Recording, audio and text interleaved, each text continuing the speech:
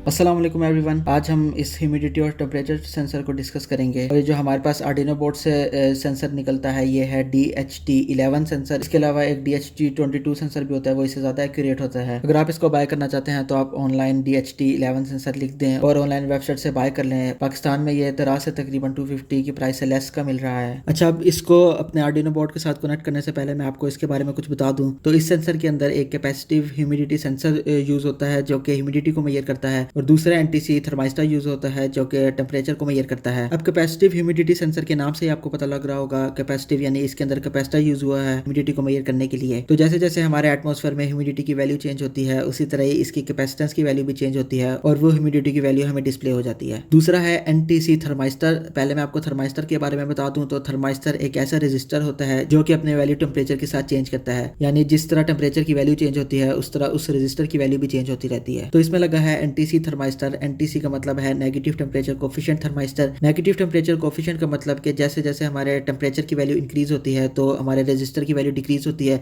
यानी कि inverse relation है रजिस्टर और टेम्परेचर का। उसके अलावा इसमें छोटी सी एक चिप भी यूज होती है जो कि इस सिग्नल्स को रीड करती है। जो भी हमारे कैपेसिटिव ह्यूमिडिटी सेंसर और थर्माइस्टर इसको सिग्नल्स भेजते हैं तो वो चिप वो सिग्नल्स रीड करती है और उसके बाद उन सिग्नल्स को प्रोसेस करती है और फिर उनको डिजिटल फॉर्म में कन्वर्ट करती है और फिर ये डिजिटल सिग्नल्स सेंड करती है हमारे आर्डिनो बोर्ड के डिजिटल पिन्स को। तो इसका मतलब है जो इसकी डाटा पिन है या सिग्नल्स वाली पिन है वो हमने अपनी डिजिटल पिन के साथ कनेक्ट करना है। तो इसे कनेक्ट करना बहुत आसान है। यहाँ पर आप देख रहे हैं सबसे पहली जो पिन है वो है VCC। इसको मैं अटैच कर देता हूँ एक रेड वायर के साथ और इसे हम अपने आर्डिनो बोर्ड के 5 वोल्ट के साथ लगा देते हैं। अब सेकंड जो वायर है वो है डाटा पिन मिडल वाली वायर, और इसको मैंने एक वाइड वायर के साथ अटैच कर दिया है और इसे हम अपने आर्डिनो बोर्ड की पिन नंबर फॉर एग्जांपल 7 के साथ अटैच कर देते हैं। हम किसी भी डिजिटल पिन के साथ लगा सकते हैं डाटा पिन। अब थर्ड जो पिन है वो है GND यानी ग्राउंड, और इसको मैंने ब्लैक वायर के साथ अटैच कर दिया है और अब इस ब्लैक वायर को हम किसी भी ग्राउंड के साथ अटैच कर देते हैं। तो इस तरह अब हमारा सेंसर इसके साथ कनेक्ट हो चुका है और अब हम ये जो USB वायर है वो इसके साथ अटैच कर देते हैं और इसका दूसरा एंड हम अपने लैपटॉप के साथ कनेक्ट कर देते हैं। अच्छा, अब आपको कोड शो हो रहा है। यहाँ पर मैंने DHT की लाइब्रेरी यूज की है। अब इस DHT लाइब्रेरी को कैसे इंक्लूड करेंगे, तो सबसे पहले स्केच में जाना है, उसके बाद नीचे इंक्लूड लाइब्रेरी में जाना है, उसके बाद मैनेज लाइब्रेरीज में यहाँ पर आपको सर्च की ऑप्शन मिल रही होगी। यहाँ पर आपने DHT लिख देना है, उसके बाद एंटर प्रेस करना है। तो जो भी DHT की लाइब्रेरीज होंगी वो सारी ओपन हो जाएंगी। यहाँ पर आप देख सकते हैं कि जो थर्ड नंबर पे मेरे पास शो हो रही है वो है DHT sensor library by Adafruit, और ये लाइब्रेरी आप देख सकते हैं सामने लिखा हुआ है इंस्टॉल। तो मैंने इंस्टॉल कर ली है। ये इस जगह पे आपके पास इंस्टॉल की बटन आएगा जिस तरह ये ऊपर आ रहा है इंस्टॉल का, तो इधर आपने प्रेस करना है तो थोड़ा सा कुछ सेकंड्स लेगा और इंस्टॉल हो जाएगी लाइब्रेरी। तो इसको इंस्टॉल करने के बाद आपने जस्ट यहाँ से क्लोज कर देना है। अब कोड के बारे में बात कर लेते हैं। तो यहाँ पर मैंने पिन नंबर 7 को एक इंटीजर के अंदर स्टोर करवाया है जिसका नाम मैंने रखा है पिन, और अगर आपको याद होगा तो ये 7 पिन वही है जो कि हमने अपने सेंसर की डाटा पिन को अपने आर्डिनो बोर्ड के पिन नंबर 7 के साथ अटैच किया था। दूसरा एक इंटीजर लिया है और वहां पर मैंने DHT11 स्टोर करवा दिया है इस इंटीजर के अंदर जिसका नाम है टाइप। तो इसका नाम भी आप अपनी मर्जी से रख सकते हैं और ये मैं बताता हूँ कि आगे आपने ये वाला इंटीजर क्यों लिया है। तो आगे हमने DHT फंक्शन कॉल किया है और उसको हमने नाम दिया है सेंसर। आप अपनी मर्जी से यहाँ पे कोई भी नाम ले सकते हैं, जिस तरह मैंने सेंसर ले लिया है। उसके अंदर 2 पैरामीटर्स हैं। पहले पैरामीटर में मैंने पिन लिखा है और दूसरे में टाइप। तो आपने इसी तरह लिखना है, पहले पैरामीटर में पिन और दूसरे में टाइप। तो आप डायरेक्ट भी लिख सकते हैं। पिन के अंदर आपको पता है जिस तरह 7 स्टोर है तो यहाँ पर आप डायरेक्ट 7 लिख दें, और टाइप में DHT11। अगर आपके पास DHT22 सेंसर है तो आप यहाँ पर डायरेक्ट DHT22 भी लिख सकते हैं। बट सेटअप के बारे में बात करें तो यहाँ पर सबसे पहले सीरियल मॉनिटर को ऑन करने के लिए serial.begin फंक्शन कॉल किया है और यहाँ पर मैंने बिट्स पर सेकंड पे डाटा रेट लिख दिया है। आपको पता है कि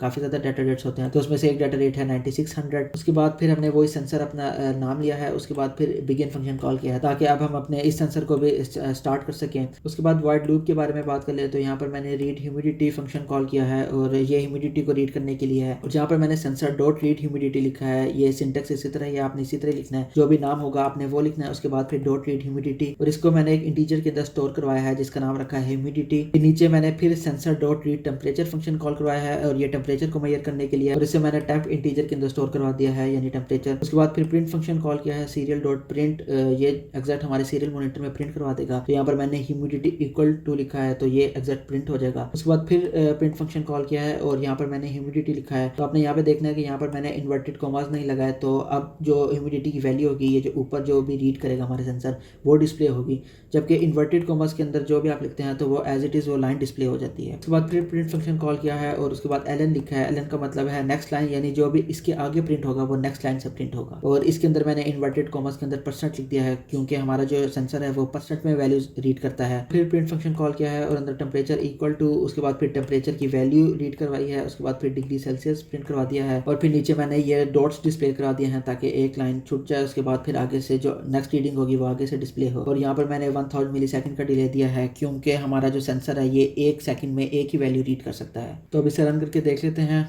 तब हम सीरियल मॉनिटर भी ऑन कर लेते हैं और यहाँ पर आप देखेंगे कि जो डाटा रेट है वो 9600 पे है। ये काफ़ी ज़्यादा ऑप्शंस हैं, तो जो आपने वहाँ पर लिखना है वही यहाँ पर चूज़ करना है। तो सबसे पहले हमें ह्यूमिडिटी की जो वैल्यू है वो 58% है और टेम्परेचर 34। अच्छा, यहाँ पर मैं ये आइस का क्यूब लेकर आया हूँ और अब हम इस सेंसर को इसके ऊपर रख देते हैं और अब वैल्यू नोट करते हैं। तो यहाँ पर आपने देखा कि अब वैल्यू चेंज हो रही है, हमारी डिग्री सेल्सियस वो भी 29 हो चुके हैं और जो ह्यूमिडिटी है वो भी ऐसा ऐसा डिक्रीज हो रही है। अच्छा, यहाँ पर अब हम दूसरा कोड देख लेते हैं और यहाँ पर मैंने सिंपल DHT लाइब्रेरी इंक्लूड की है, तो इसको भी इंक्लूड करने का सेम तरीका है। सबसे पहले स्केच में जाना है, फिर इंक्लूड लाइब्रेरी, उसके बाद मैनेज लाइब्रेरीज और उसके बाद ये जो सर्च की ऑप्शन है यहाँ पर अगर हम लिखें सिंपल DHT तो यहाँ पर ये लाइब्रेरी आ गई है सिंपल DHT। और यहाँ पर ये आप देख सकते हैं नीचे लिखा है फॉर DHT 11 और DHT 22, तो दोनों सेंसर्स के लिए है। यहाँ पर आपके इंस्टॉल का बटन होगा तो आपने इंस्टॉल कर लेनी है, मैंने की हुई है, और फिर उसके बाद क्लोज कर देना है और यहाँ पर फिर आपने कॉल करनी है सिंपल DHT। उसके बाद थोड़ा सा इसका सिंटेक्स डिफरेंट है, यहाँ पर हमने पिन नंबर लिखना है, नाम अपनी मर्जी से देना है। तो कोड अपलोड हो चुका है और यहाँ पर देखिए 14 डिग्री बेस का टेम्परेचर आ चुका है और ह्यूमिडिटी 49% है, 49H इन परसेंट यानी कि 49 ह्यूमिडिटी इन परसेंट। इसकी वैल्यू इतनी एक्यूरेट तो नहीं है, तकरीबन ये जो टेम्परेचर है वो 0 डिग्री से 50 डिग्री तक मेजर कर सकता है और जो ह्यूमिडिटी है वो 20% से 80% तक मेजर कर सकता है और इसके मेजरमेंट में काफ़ी ज़्यादा एरर भी है। तो ये था हमारा ट्यूटोरियल इस सेंसर के बारे में, ह्यूमिडिटी और टेम्परेचर सेंसर। आप इसे बहुत से प्रोजेक्ट्स में यूज़ कर सकते हैं। तो उम्मीद है आपको वीडियो पसंद आई होगी। वीडियो को लाइक करें, चैनल को सब्सक्राइब करें। अगली वीडियो में मिलते हैं।